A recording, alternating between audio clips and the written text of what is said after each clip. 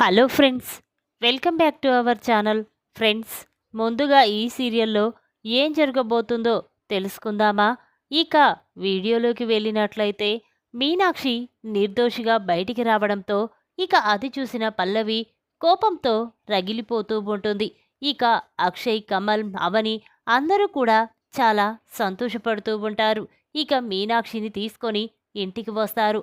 పల్లవి వాళ్ళని చూసి చాలా కోపంగా, చూడండి, కావాలని ఏదో మాయ మాటలు చెప్పి మీరు ఆ సుబ్బారావు, నిర్మలని బెదిరించారు. తప్ మాయ మాటలు చెప్పి వాళ్ళని మీ వైపు తిప్పుకొని వాళ్ళ చేత ఈ మీనాక్షి నిర్దోషి అని కోర్టులో నిరూపించారు. ఇప్పుడు మీ అమ్మని నిర్దోషిగా బయటికి తీసుకొచ్చి మీరందరూ చాలా సంతోషపడుతున్నారు కదా. చూడు, ఎలాగైనా మా అమ్మని చంపిన మీనాక్షిని, అవనిని నేను ఎప్పుడు క్షమించను. ఏదో విధంగా బాధపడుతూనే ఉంటాను. ఆ దేవుడు క్షమిస్తాడేమో కానీ ఈ పల్లవి మాత్రం మిమ్మల్ని ఎప్పటికీ క్షమించదు అని చెప్పి పల్లవి అక్కడి నుంచి వెళ్ళిపోతుంది. ఇక ఆ మాటలు విన్న అందరూ కూడా చాలా బాధపడుతూ ఉంటారు. ఇక చక్రధర్ పక్కకి వెళ్ళి పల్లవి గురించే ఆలోచిస్తూ ఉంటుంది. ఇదేంటి, పల్లవి రోజు రోజుకి మీనాక్షి మీద ఇంతలా కోపం పెంచుకుంటుంది. ఒకవేళ మీనాక్షి తన కన్న తల్లి అని పల్లవికి చెప్పినా నమ్మే పరిస్థితుల్లో లేదు. లేదు, వెంటనే పల్లవికి నిజం చెప్పేయాలి అని చక్రధర్ అనుకుంటూ ఉండగా ఇంతలోనే అది గమనించిన అవని వెంటనే చక్రధర్ దగ్గరికి వెళ్ళి, ఏంటి నానా, పల్లవి అన్న మాటల గురించే ఆలోచిస్తున్నావా? చూడు, పల్లవి ఇప్పుడు పిన్ని చనిపోయిందన్న బాధలో ఉంది. తను ఏం మాట్లాడుతుందో కూడా తనకే అర్థం కాని పరిస్థితి. అలాంటప్పుడు పల్లవిని తప్పు పట్టడం మంచిది కాదు నానా అని అవని అనగానే అప్పుడు చక్రధర్, చూడమ్మా, పల్లవి మీ అమ్మ మీద రోజురోజుకి చాలా కోపంతో, పగతో రగిలిపోతుంది. తన మీనాక్షి తన కన్న తల్లి అని తెలిస్తే పల్లవి తట్టుకోలేదు. అందుకే తన మీద మరింత కోపం పెరగకముందే వెంటనే మీనాక్షి తన కన్న తల్లి అని నేను పల్లవికి చెప్పేస్తాను అని చక్రధర్ అంటాడు.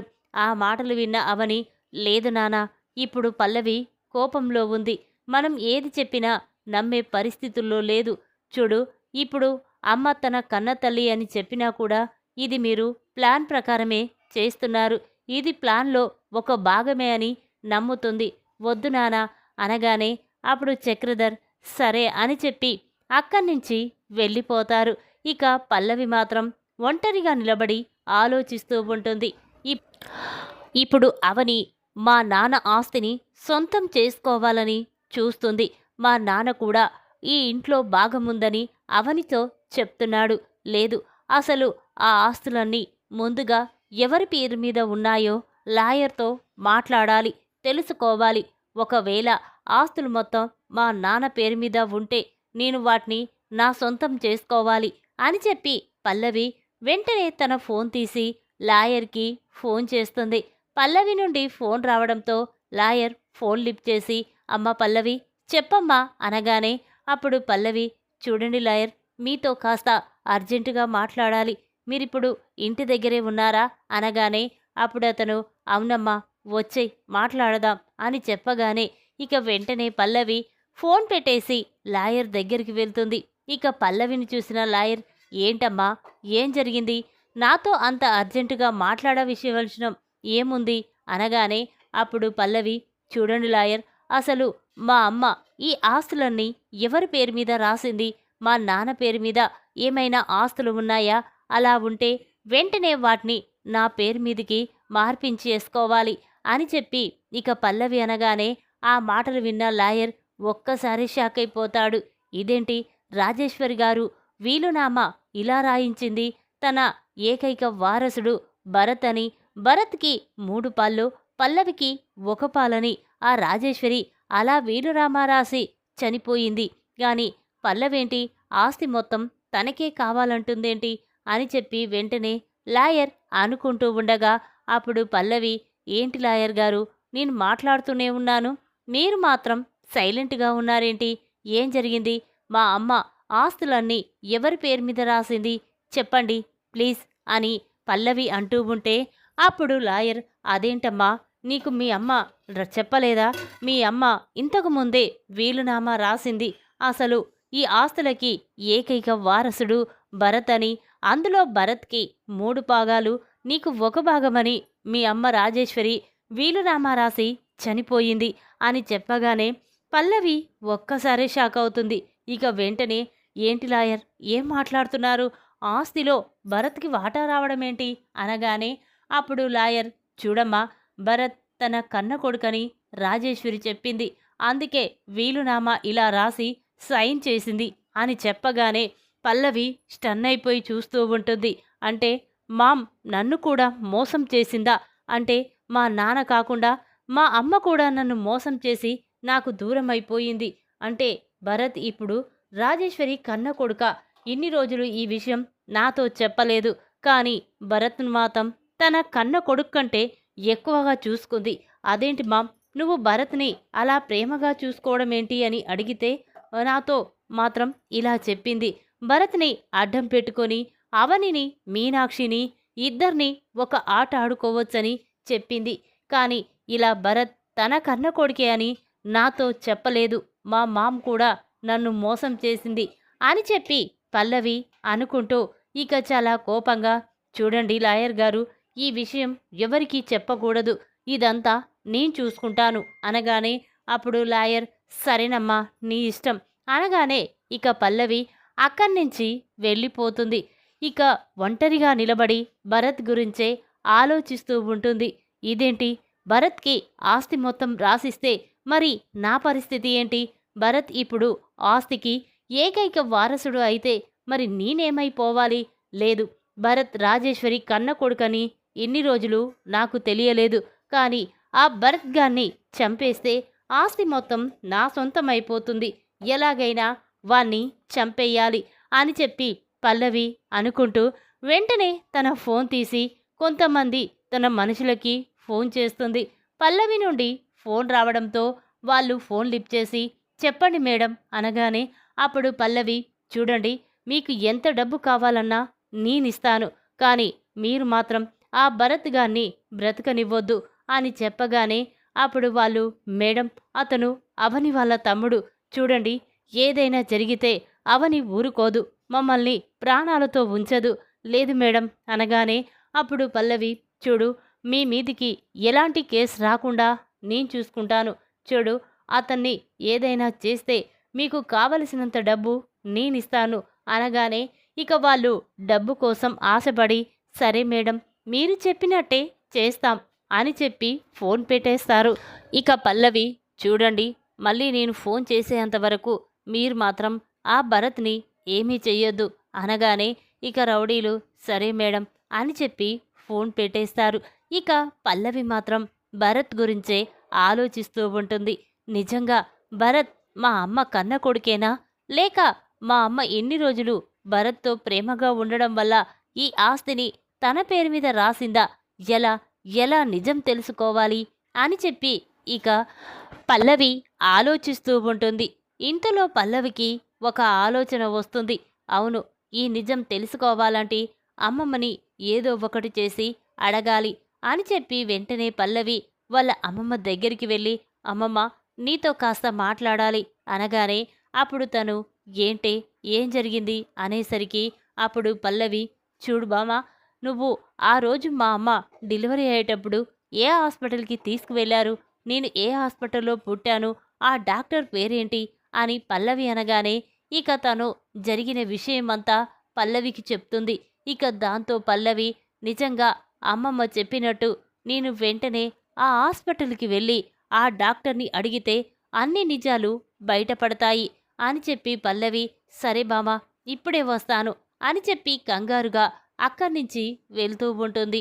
అది చూసిన వాళ్ళ బామ, ఇదేంటో ఎవ్వరికీ అర్థం కాదు, ఎప్పుడు ఏం చేస్తుందో కూడా తనకే తెలియదు అని చెప్పి అనుకుంటూ ఉంటుంది. ఇక ఇంతలోనే పల్లవి వాళ్ళ బామ చెప్పిన హాస్పిటల్కి వెళ్తుంది. ఇక అక్కడ సిస్టర్తో, చూడండి, ఈ పలానా డాక్టర్ ఎక్కడ ఉంటారు? తనతో నేను అర్జెంటుగా మాట్లాడాలి, ప్లీజ్ అండి అని చెప్పగానే అప్పుడు సిస్టర్, మేడం, ఆ డాక్టర్ మేడం గారు ఈ రూమ్లోనే ఉంటారు, మీరు వెళ్ళి మాట్లాడొచ్చు అనేసరికి ఇక పల్లవి వెంటనే ఆ డాక్టర్ దగ్గరికి వెళ్తుంది. పల్లవిని చూసిన తను మాత్రం ఎవరమ్మా నువ్వు? ఎన్ని సంవత్సరాల తర్వాత రాజేశ్వరి గురించి అడగడానికి ఈ హాస్పిటల్కి వచ్చావు? ఎవరు నువ్వు అని చెప్పి అంటూ ఉంటే అప్పుడు పల్లవి, మేడం నేను రాజేశ్వరి కూతుర్ని అనగానే అప్పుడు డాక్టర్ అమ్మ ఒక్కసారి షాక్ అవుతుంది. చూడండి డాక్టర్, మీతో మా అమ్మ గురించి కొన్ని విషయాలు తెలుసుకోవాలని ఇక్కడికి వచ్చాను. చెప్పండి డాక్టర్, ప్లీజ్, మీకు పుణ్యం ఉంటుంది. ఆ రోజు మా అమ్మకి మా అమ్మ డెలివరీ అయినప్పుడు తనకు పుట్టింది మగబిడ్డ ఆడబిడ్డ, నిజం చెప్పండి అనగానే అప్పుడు డాక్టర్, చూడమ్మా, ఇన్ని సంవత్సరాల తర్వాత ఇక్కడికి వచ్చి రాజేశ్వరి గురించి ఇంతలా అడుగుతున్నావంటే ఇక నేను ఈ విషయం దాచలేను, చెప్తాను. చూడమ్మా, ఆ రోజు మీ అమ్మ మీనాక్షి ఇద్దరు పురిటి నొప్పులతో బాధపడుతూ ఈ హాస్పిటల్కి వచ్చారు. ఇక ఇక్కడ నేను వాళ్ళిద్దరికీ డెలివరీ చేశాను. కానీ మీ అమ్మ రాజేశ్వరికి పుట్టింది మాత్రం మగబిడ్డ. తను మాత్రం ఏ క్షణాన ఏం జరుగుతుందో అని ప్రాణాలు గుప్పిట్లో పెట్టుకొని మీ నాన్న బ్రతికాడు. కానీ అతనికి కాస్త ప్రాబ్లం ఉండడంతో ఆ అబ్బాయికి ఏదైనా జరిగితే మీ అమ్మ తట్టుకోలేదని వెంటనే మీ నాన్న చక్రధర్ మీనాక్షికి పుట్టిన ఆడబిడ్డని రాజేశ్వరికి ఇచ్చాడు. రాజేశ్వరి కడుపులో పుట్టిన ఆ మగబిడ్డని మీనాక్షి దగ్గర ఉంచాడు. ఆ రోజు వాళ్ళిద్దరి పిల్లల్ని మీ నాన్న చక్రధరే మార్చాడు అనగానే ఇక పల్లవి ఒక్కసారి షాక్ అయిపోయి చూస్తూ ఉంటుంది. ఇక తన మనసులో అందుకే అమ్మ భరత్ని తీసుకొచ్చి తన ఇంట్లో పెట్టుకొని తనని కన్న కొడుకులా చూసుకుంది. కానీ ఈ విషయం తెలుసుకొని కూడా మామ్ నాతో నిజం చెప్పలేదు. మామ్ కూడా నన్ను మోసం చేసింది. ఇక ఆ భరత్ని బ్రతకనివ్వకూడదు. వాడు రాజేశ్వరి కొడుకయ్యి ఆస్తి మొత్తం తన సొంతం చేసుకోవాలనుకుంటున్నాడు. ఎలాగైనా ఆ భరత్ని చంపేసి ఆస్తిని నా సొంతం చేసుకుంటాను అని చెప్పి పల్లవి వెంటనే ఫోన్ తీసి, ఒరే, నేను చెప్పినట్టు ఆ భరత్ గాన్ని బ్రతకనివ్వద్దు అనగానే అప్పుడు వాళ్ళు, సరే మేడం, మీరు చెప్పినట్టే చేస్తాం అని చెప్పి ఫోన్ పెట్టేశారు. ఇక భరత్ మీనాక్షిని తీసుకొని అలా బయటికి వస్తాడు. ఇక మీనాక్షితో మాట్లాడుతూ చాలా సంతోషంగా అలా రోడ్డుపై నడుచుకుంటూ వస్తూ ఉంటారు. అది చూసిన రౌడీలు, ఒరే, పల్లవి మేడం చెప్పింది ఇతన్నేరా, పదరా అని చెప్పి రౌడీలు వెంటనే ఇక అక్కడికి వస్తారు. వాళ్ళని చూసిన భరత్, ఏయ్, ఎవర్రా మీరు? ఎందుకు ఇక్కడ నిలబడ్డారు? తప్పుకోండి అని అంటూ ఉంటే అప్పుడు రౌడీలు, చూడు, మేమిక్కడి నుంచి వెళ్ళిపోతాం, కానీ నీ ప్రాణాలు తీసేసిన తర్వాతే వెళ్తాం అని చెప్పి ఇక రౌడీలు భరత్ని పట్టుకొని బాగా కొడుతూ ఉంటారు. అది చూసిన మీనాక్షి, ఏయ్, వదలండిరా, నా కొడుకుని ఏమీ చెయ్యొద్దు, మీకు దండం పెడతాను అని మీనాక్షి అంటూ ఉన్నా ఇక రౌడీలు మాత్రం భరత్ని బాగా కొడుతూ ఉంటారు. ఇక ఇంతలోనే అటుగా వెళ్తున్న అక్షయ్ భరత్ను చూసి, ఇదేంటి, రౌడీలు భరత్ని కొడుతున్నారేంటి అని చెప్పి వెంటనే అక్కడికి వచ్చి, ఏయ్, ఎవర్రా మీరు? ఏం చేస్తున్నారో మీకైనా అర్థమవుతుందా అని చెప్పి ఇక అక్షయ్ ఆ రౌడీలని కొడుతూ ఉంటాడు. ఇక ఇంతలోనే అందులో ఒకరిని పట్టుకొని, చెప్పరా, ఎందుకు భరత్ మీద చేయి చేసుకుంటున్నారు? మిమ్మల్ని ఎవరు పంపించారు? నిజం చెప్తారా లేక పోలీసులకి పట్టించమంటారా అనగానే అప్పుడు అతను, లేదు సార్, మేము డబ్బుల కోసం ఇలా చేశాము, కానీ ఇందులో మా తప్పేమీ లేదు, మమ్మల్ని క్షమించండి సార్ అనగానే అప్పుడు అక్షయ్, చెప్పరా, ఎవరు మిమ్మల్ని ఇక్కడి పంపించింది అనేసరికి ఇక అతను, అదే సార్, పల్లవి మేడం ఉన్నారే, ఆవిడే భరత్ని చంపమని పంపించింది అని చెప్పేసరికి ఇక అక్షయ్ భరత్ అందరూ ఒక్కసారే షాక్ అయిపోయి చూస్తూ ఉంటారు. ఇక వెంటనే అక్షయ్, ఏంటి, భరత్ని పల్లవి ఎందుకు చంపమంటుంది? భరత్ పల్లవి చెప్పిన మాటలు వినే మమ్మల్నందరినీ దూరం పెడుతున్నాడు. అలాంటి పల్లవి భరత్ని ఎందుకు చంపాలనుకుంటుంది అని చెప్పి ఇక వెంటనే అక్షయ్ ఇంటికి వచ్చి అందరి ముందు పల్లవిని నిలదీస్తాడు. ఇక ఆ మాటలు విన్న పల్లవి కోపంతో రగిలిపోతూ, చంపకుండా ఎలా ఉండమంటావు? అసలు వీడు రాజేశ్వరి కన్న కొడుకు అని తెలిసిన దగ్గర నుండి నాకు చాలా కోపంగా ఉంది. అంతేకాదు, ఆస్తి మొత్తం మా మామ్ వీడి పేరు మీద రాసి చనిపోయింది. అందుకే వీణ్ణి చంపేసి ఆస్తి నా సొంతం చేసుకోవాలని చూశాను అని చెప్పగానే ఇక అందరూ స్టన్ అయిపోయి చూస్తూ ఉంటారు. వెంటనే భరత్ మీనాక్షి దగ్గరికి వచ్చి, ఏంటమ్మా పల్లవి సిస్టర్ చెప్పింది నిజమేనా? నేను ఆ రాజేశ్వరి కన్న కొడుకునా? నువ్వు నా కన్న తల్లివి కాదా అని అంటూ ఉంటే అప్పుడు మీనాక్షి, లేదు భరత్, నువ్వు నా కన్న కొడుకువే. కావాలని పల్లవి ఏదో అబద్ధం చెప్తుంది. నువ్వు నాన్న ఒడిలో పెరిగావు అని చెప్పి అంటూ ఉంటే అప్పుడు చక్రధర్, లేదు మీనాక్షి, పల్లవి చెప్పిందే నిజం. భరత్ రాజేశ్వరి కొడుకు, పల్లవి నీ కన్న కూతురు అని చెప్పగానే ఇక అందరూ స్టన్ అయిపోయి చూస్తూ ఉంటారు. మీనాక్షి, ఏంటండి, ఏం మాట్లాడుతున్నారు మీరు? ఎందుకిలా నాతో అబద్ధం చెప్తున్నారు అనగానే ఇక చక్రధర, లేదు మీనాక్షి, అబద్ధం చెప్పడం లేదు, జరిగిన నిజం చెప్తున్నాను. ఇన్ని రోజులు నా గుండెల్లో దాచుకున్న ఈ నిజాన్ని ఇప్పుడు అందరి ముందు బయట పెడుతున్నాను. పల్లవి నీ కన్న కూతురు, భరత్ రాజేశ్వరి కన్న కొడుకు అని చెప్పగానే ఇక అందరూ చాలా కోపంతో రగిలిపోతూ ఉంటారు. ఇక పల్లవి మాత్రం, ఏంటి నా కన్న తల్లి ఈ మీనాక్షినా? చి, తన మొహం చూడాలంటేనే అసహ్యంగా ఉంది. ఇలాంటి క్యారెక్టర్ లేని మనిషిని నా కన్న తల్లిగా ఎలా ఊహించుకుంటాననుకున్నారు?